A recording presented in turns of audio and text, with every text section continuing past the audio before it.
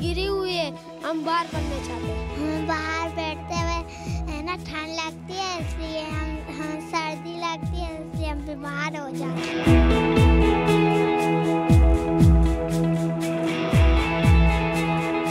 जब से हाल में बारिशें बरसी है तो स्कूल के छतें वगैरह गिर गई हैं। मजबूरन हमें जो है इन बच्चों को बाहर सहन में बिठा के पढ़ाना पड़ रहा है। क्या करें, हमारा कोई हाल पुरसी के लिए कोई आता नहीं है। अगर आता है तो तसल्ली लेकर जाते हैं। वर्क डिपार्टमेंट, टीओ, डीओ, हमने हुकाम बाला तक सबको अपनी जो है ना दरख्वास्तें एज ए तहरीरी पहुँचा दी।